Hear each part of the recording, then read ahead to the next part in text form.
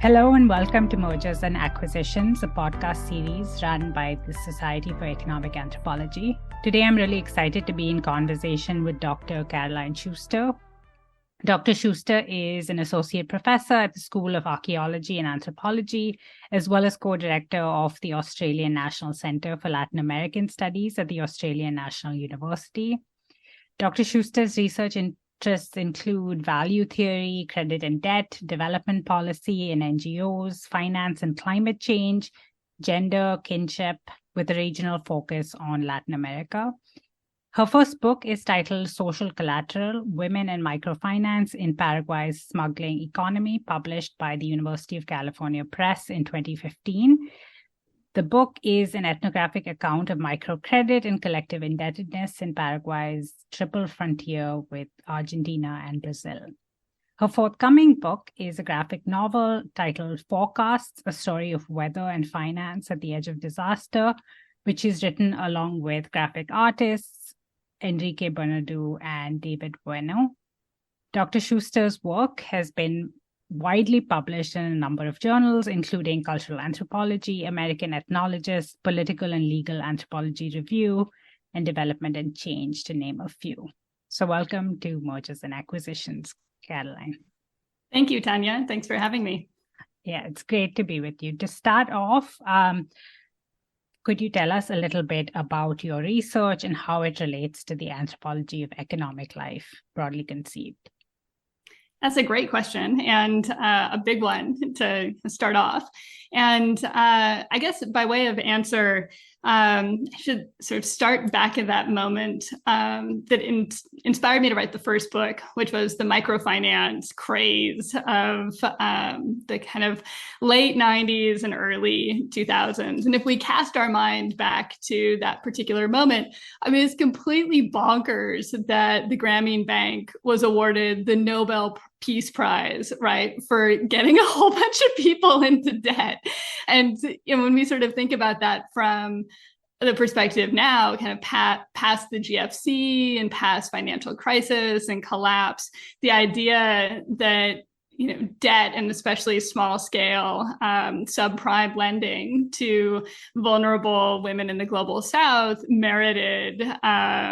the Nobel Peace Prize, I think was a kind of a mark, an indicator of kind of where the enthusiasm, both in development and in the sort of wider kind of financialization of kind of development and poverty was at that particular moment. So I was also swept up by the microfinance kind of craze, but as kind of a scholar and thinker, right? Kind of thinking about this sort of critically and holding together kind of that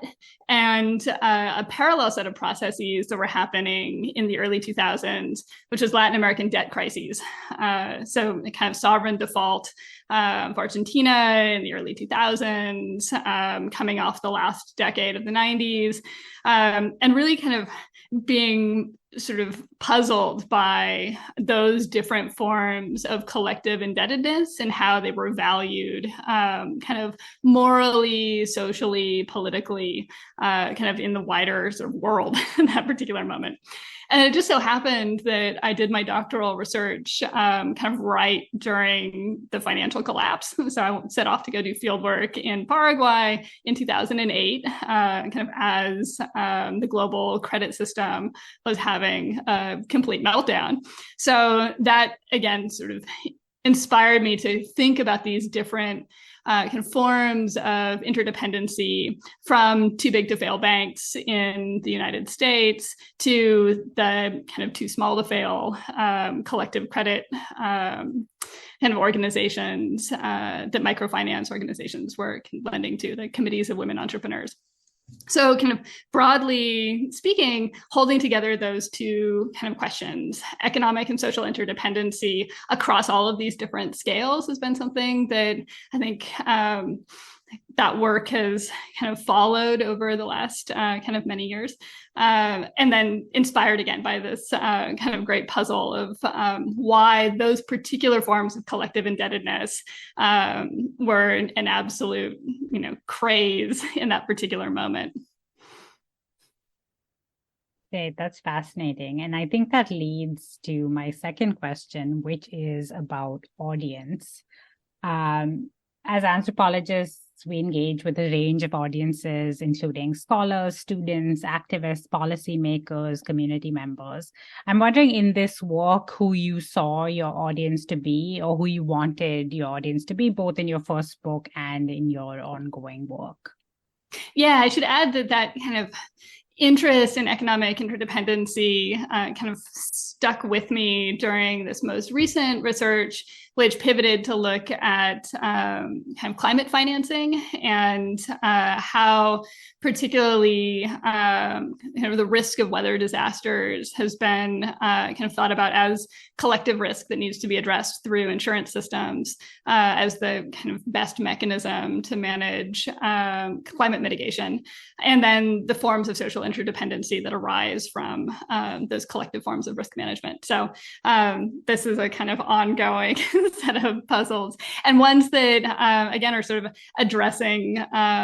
both policy audiences, kind of critical scholarly audiences, and really kind of most importantly to me, kind of publics in Latin America that are really kind of grappling with kind of alternative mechanisms for imagining economic sociality otherwise. So if we have all of these kind of forms of economic interdependency, how might we kind of imagine and reconstitute them in ways that are more kind of enabling for the communities that are actually kind of using them, putting them to use, whether that's insurance or debt or kind of other financial kind of tools and mechanisms. So in terms of audience, that's brought me kind of into close contact with the sort of intermediaries and kind of financial agents and bankers who are kind of creating and innovating these tools, kind of often sort of seeing them kind of born and sent out into the world to go do their kind of financial work, which is kind of an interesting perspective to kind of be at the table as those decisions are made.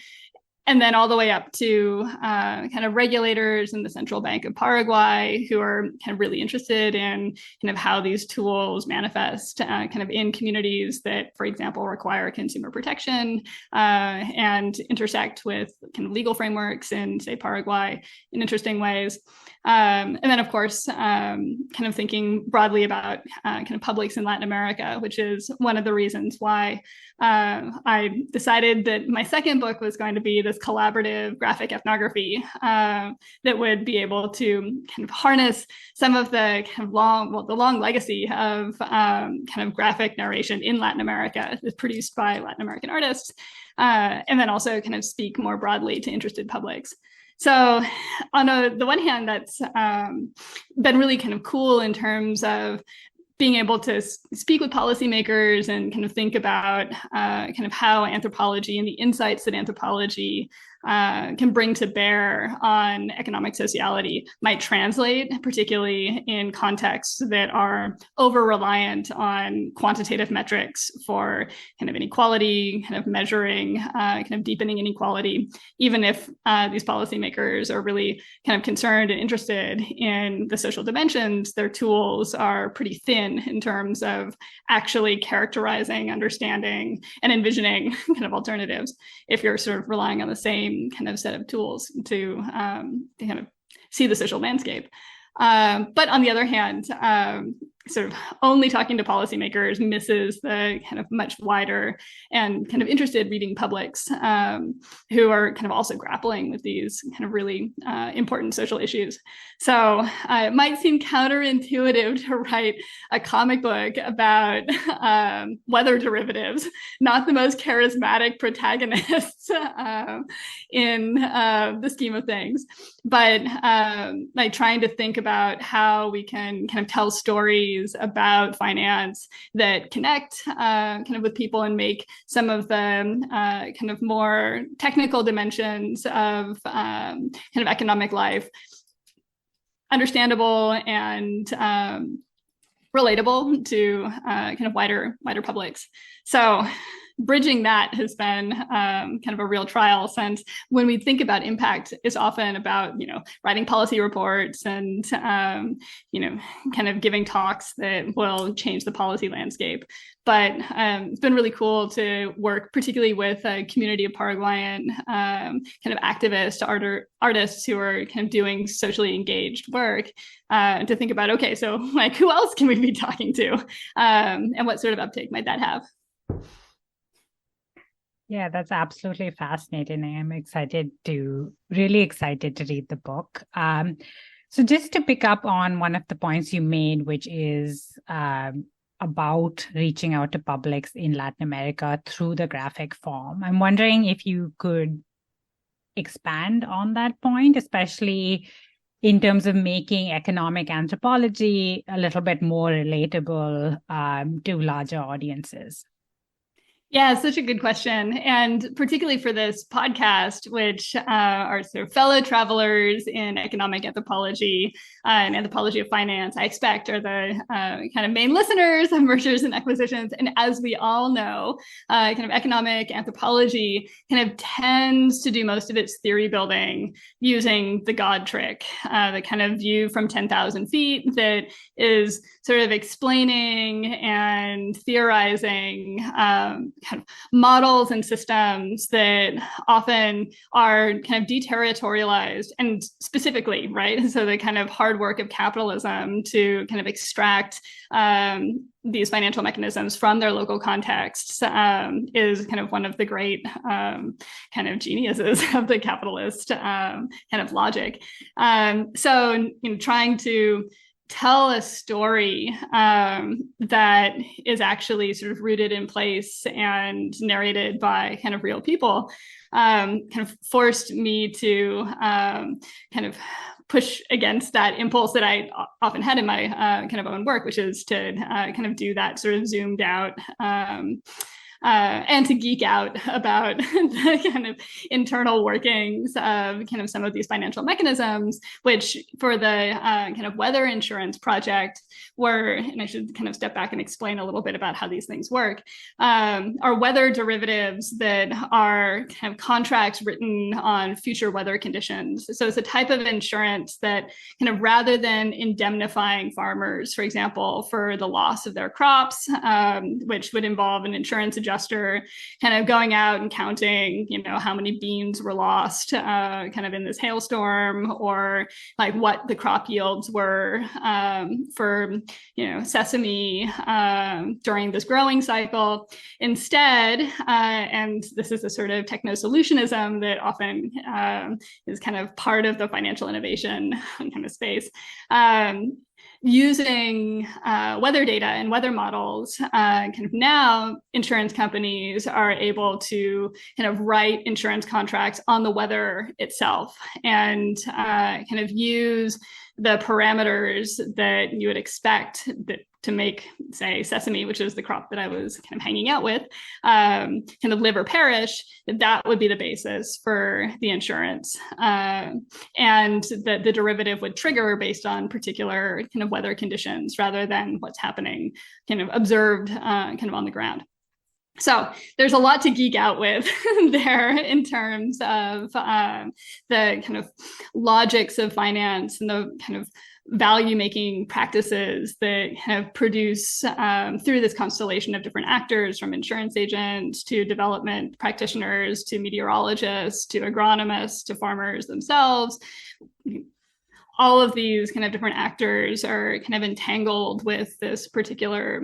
financial tool and instrument. But how do you tell that story in a way that actually kind of is peopled, as it were? And being able to kind of work through the graphic project. And with, illustrators, you'd have to,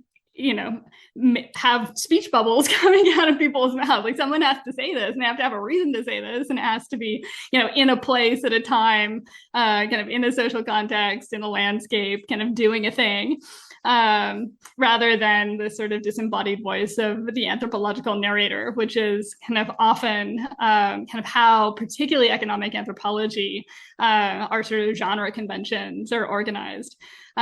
So the real kind of question of the project and why I was so excited to work with this team of Enrique and David, the kind of team of Paraguayan artists who were my kind of co-conspirators in this, was to kind of make a gripping story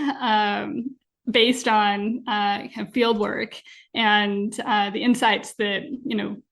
we managed to gather from all of these different actors and the kind of theoretical kind of questions that I was asking as an anthropologist, and to put that in a place and kind of make it into a story rather than a sort of an explainer of how weather derivatives work.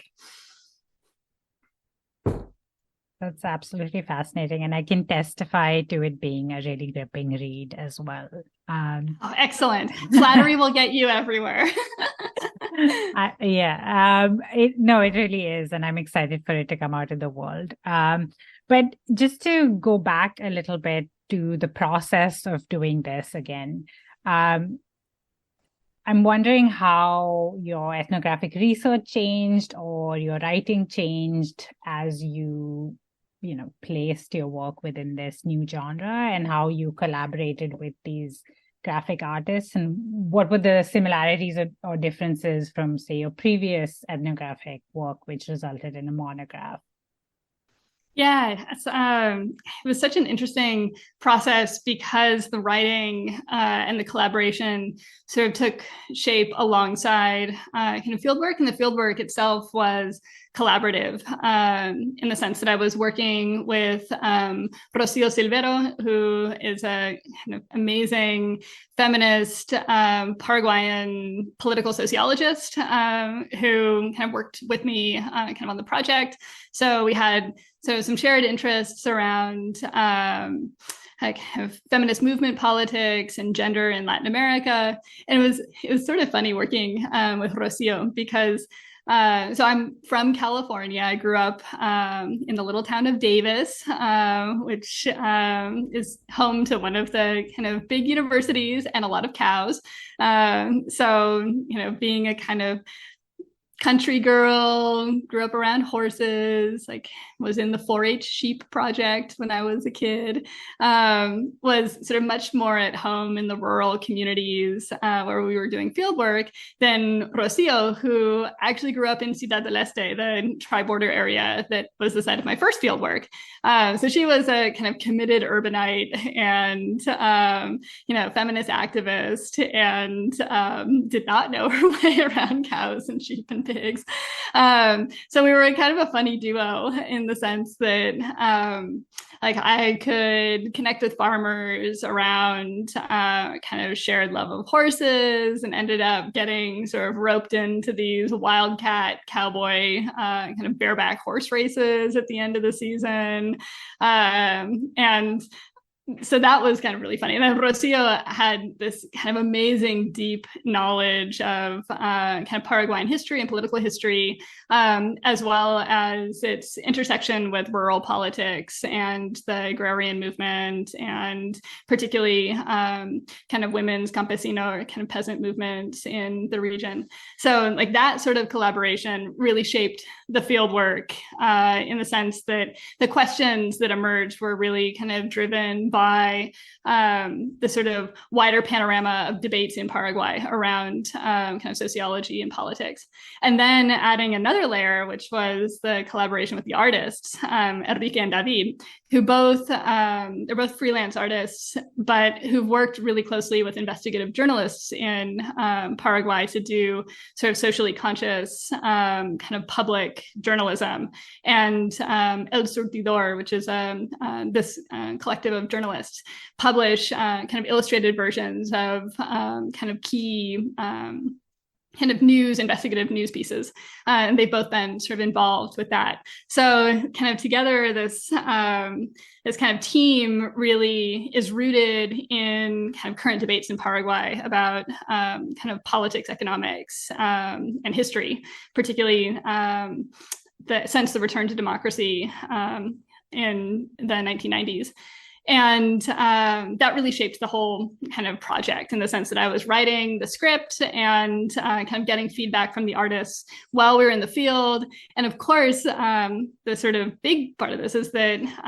we were working with farmers who had bought these weather derivatives and were kind of planting their sesame and harvesting it, and kind of grappling with financial uncertainty, weather uncertainty, kind of social and political uncertainty, the intervention of all sorts of mischievous monsters in the countryside that would kind of get up to no good. So the kind of last big piece of the puzzle was the Medina family that we lived with over the course of a growing kind of cycle, and tell their story in the graphic kind of ethnography. So kind of as we were kind of living on the farm with them day to day and kind of figuring out how we all sort of face these uncertainties on a daily basis, that all was reflected in the script. And then questions came back from Enrique and David about, okay, so, tell us more about these landscapes, tell us more about kind of what's going on with the agricultural cooperative, tell us more about kind of who these people are so that we can kind of illustrate their story. And all of that together, because it was this kind of lots of moving pieces, but kind of lots of voices that were all kind of shaping the project, but what made it kind of not that view from 10,000 feet, since it all kind of came out as this sort of dialogue between kind of different different people working on the project, up to including Don Wilfrido, who's the main protagonist of the story. And he was kind of key in shaping the script to make sure that the story really reflected kind of his life and what was going on. And he's such a gifted storyteller that in that sense, it was very different from previous projects that didn't have that sort of strong kind of narrative voice. It was much more about microfinance kind of as an assemblage of different financial tools, and less about the kind of personal story of what one person who'd been swept up in this particular kind of moment of intense kind of speculation and uncertainty, and how we faced that as a family and also as a community. That sounds like a really interesting collaborative project across so many different, spaces and walls, which is really exciting. So I wanted to pick up again on something that you mentioned earlier, which is about the ways in which we can explain these complex processes. And I know the book includes discussions of multiple complex worlds, including the world of finance, the world of climate change, and also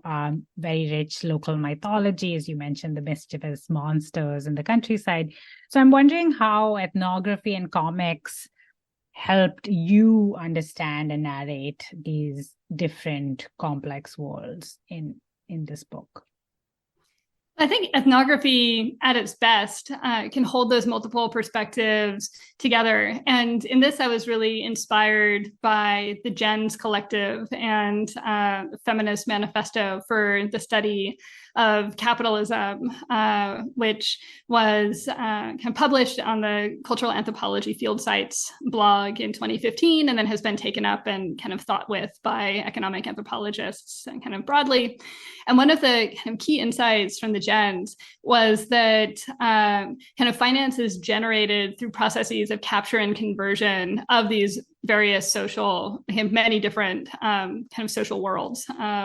And that rather than predicting in advance, we'll know kind of how that process happens by kind of looking at only the structural kind of top-down logics and their singular processes of extraction. Instead, the sort of first step ethnographically is to kind of understand and characterize those social worlds in order to understand the complex and indeterminate ways in which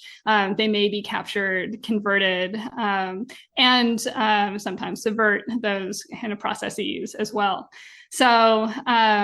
sort of feminist economic anthropology has been doing this for kind of a very long time, thinking about kind of the multiple kind of ways in which different forms of sociality, obligation, relationality, intimacy do and don't intersect with projects of value creation and extraction. And so even though this project, this most recent project about weather derivatives follows Don Wilfrido, this kind of 80-year-old farmer, where he's kind of trying to make the best of a season of crop losses and El Nino kind of weather disruptions and et cetera, and might not on the face of it seem like the protagonist of a feminist story about kind of financial intermediation and kind of financial change. It's feminist in the sense that it draws on exactly what you sort of pointed to, which are the kind of attention to, and his own attention to, the kind of complex ways in which these different worlds intersect, whether it's the kind of world of kind of kinship and relational belonging, which animates kind of in his story, both kind of renewed cycles of debt in order to kind of finance the kind of forms of relationality that he kind of values, as well as kind of unexpected things like the arrival of kind of new chemical fertilizers and pesticides on his farm through the sort of obligations that his son, who's a caretaker on a massive soy farm, can sort of help his father and kind of care for that relation of kinship and filial piety kind of through what would otherwise look like kind of simply agribusiness, right? So kind of paying attention to these sorts of connections or something that kind of feminists and queer scholars of economy and value have long pointed us to. And what's sort of generative about that approach is that it can reveal both the ways in which kind of finance articulates with those kind of various life projects and worlds, but also the ways in which the speculative imaginaries in place challenge and sometimes undo the speculative logics of kind of finance. So rather than ceding complete control of all of these processes kind of to financial actors, instead kind of point to the ways in which the various value-making projects that work across these different worlds kind of may or may not be pointed towards projects of accumulation, and with what effect. So if we take those kind of moral, social, kind of historical, and kind of gendered claims seriously, what other social orders might we imagine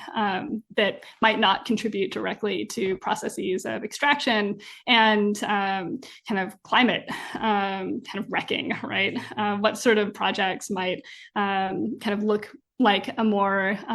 critical, optimistic future rather than kind of simply a pessimism about the greenwashing that kind of happens in the financial system.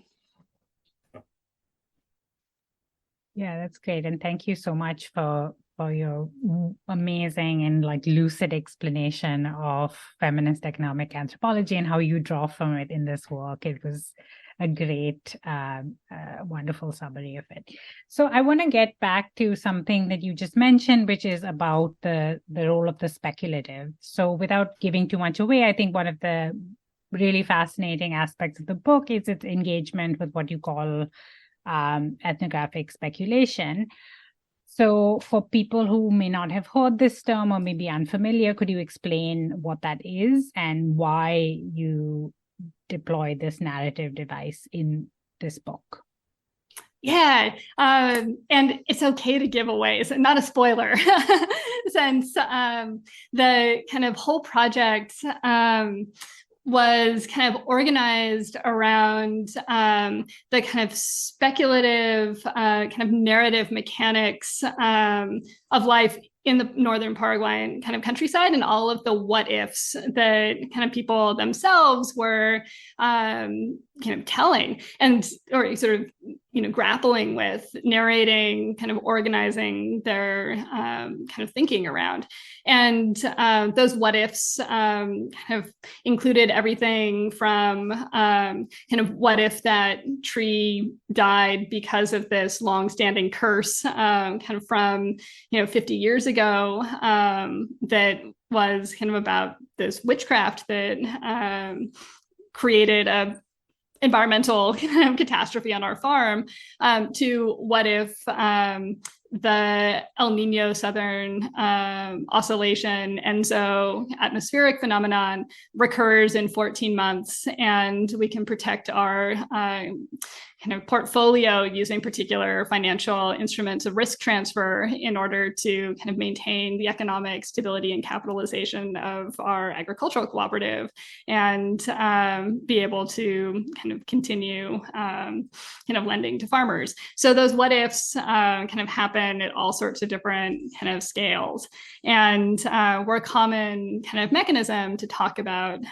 both futurity and also to locate kind of responsibility and obligation. So kind of who owes what to whom is the basis of a contract. And wonderful scholars like Laura Baer, who've talked about technologies of imagination and technologies of speculation rooted in contract and credit that take on a particular kind of political legal kind of weight when they're encoded kind of as such, and therefore encode social difference in particular ways that can then be transferred and traded and take on social weight in the world. But there's, that's certainly one kind of way, but paying attention in kind of social practice to these diverse ways in which speculation kind of manifest, and the forms of obligation and responsibility that are attributed through kind of alternative mechanisms other than contract and credit, although including also these financial mechanisms, can alert us to the ways in which future making might happen otherwise. So that's all kind of in the book kind of organically, because it was kind of driven by the narrative conventions of the people who we were hanging out with and telling their stories. And also, I should say too, for those of you who are comic book fans, a very familiar trope in kind of graphic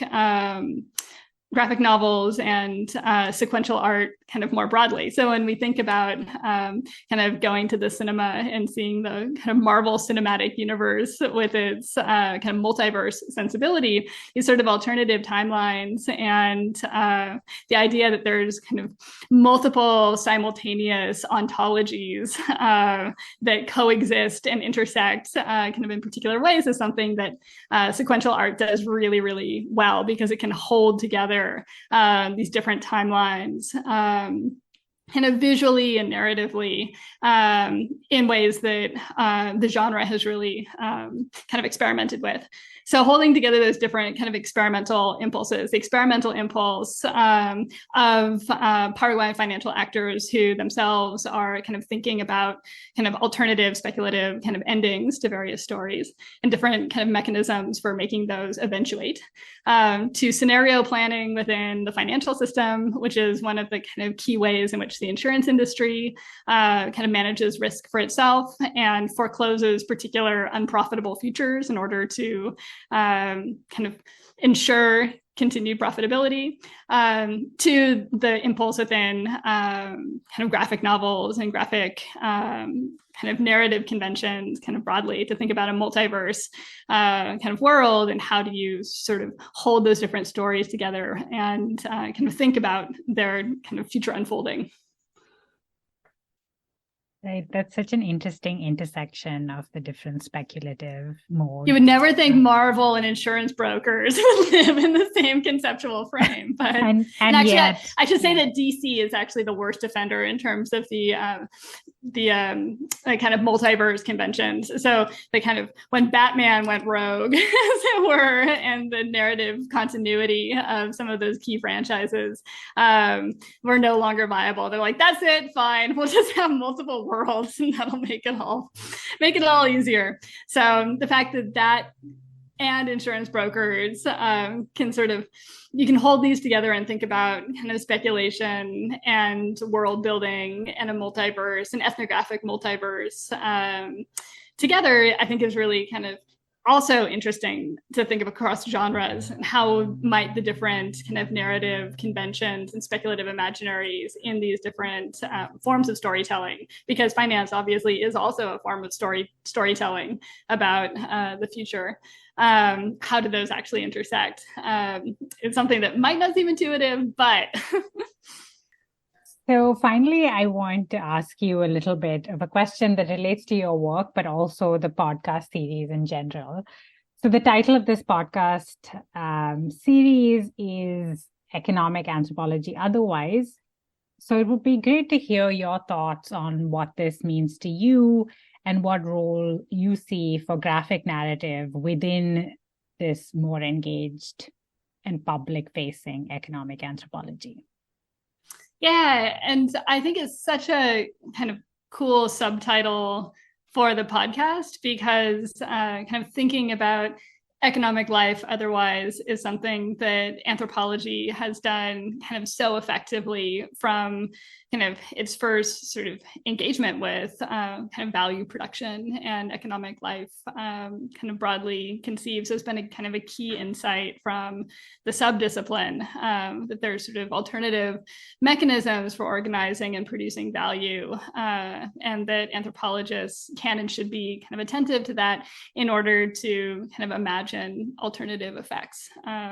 and alternative social orders. So again, my sort of feminist commitments are kind of aligned with that kind of as well. And one of the reasons why feminist economic anthropology is so exciting is because it does such an effective job of both critiquing kind of current distributional order and also kind of highlighting the alternative life projects that are kind of organizing kind of value production otherwise. So that all sort of, I think, is a kind of key impulse within kind of the discipline and especially the kind of feminist strands within that genealogy of thought. And then adding the kind of graphic project to it, I think, is really exciting, partly because like almost all of these kind of graphic projects, so we've seen a kind of efflorescence of this kind of particular kind of genre, but almost all of these projects are polyvocal and collaborative from the get-go. And so it adds a kind of extra sort of dimension of thinking about that relationality when you sort of build that into the ethnographic kind of writing process as well. Kind of think about kind of how we sort of produce kind of ethnographic narratives that can include those multiple perspectives, not just in the fieldwork, but also kind of through the writing and imagining kind of the project. And I say that in part because I have no talent as an illustrator at all. So unless you wanted to see my XKCD style stick figures, this would have to be collaborative, you know, as part of the imagining of the project. So kind of thinking about kind of how we're writing, who we're writing with and for. Also, as we expand to other genres and think creatively about what anthropology can do in those sort of wider kind of spaces of public engagement, that also will necessarily kind of think otherwise about alternatives because of the collaborative and polyvocal kind of nature of the project, and including those multiple kind of perspectives in every stage of the kind of writing can only make them sort of richer and kind of more interesting and complex in terms of who they're addressing and how they're written. So graphic kind of projects are that sort of on steroids because, you know, in the kind of classic workflow, you're kind of working with kind of artists and kind of across multiple kind of iterations as you're sort of dialing in the sequential art and kind of workshopping it and doing walkthroughs and kind of thinking about kind of that storytelling. But that's true, I think, for kind of many of our projects that are kind of engaged with wider public publics and are collaborative in the writing process. So that's kind of one way in which I think the graphic turn, as it were, in anthropology aligns with the kind of activist and engaged anthropology kind of more broadly, as we're kind of working alongside and in kind of solidarity and commitment with kind of all sorts of different kind of communities and publics kind of in the process.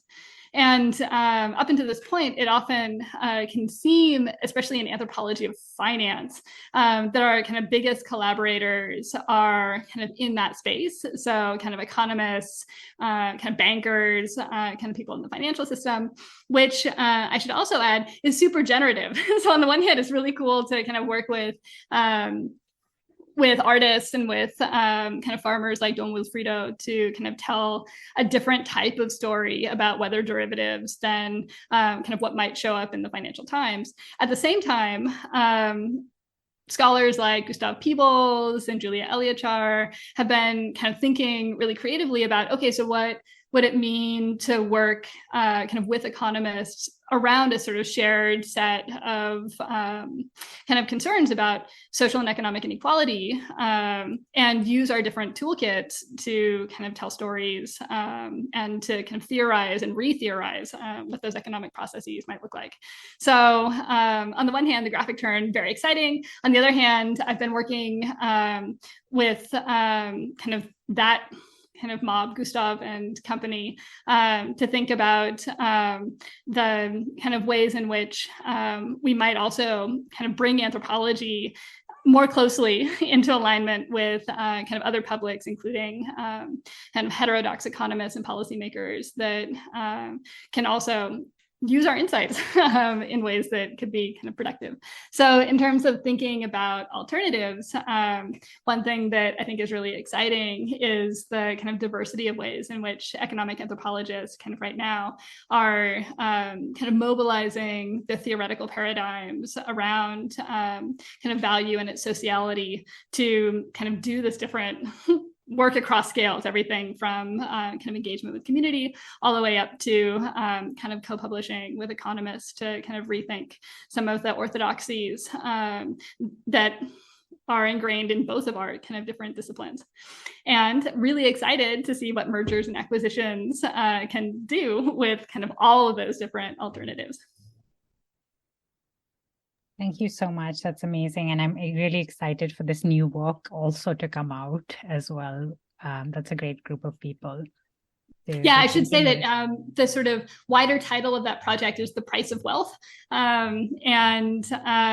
it's something that, you know, the kind of questions that capture kind of anthropologists around the kind of morality and ethics of that are also kind of being thought about really critically by economists,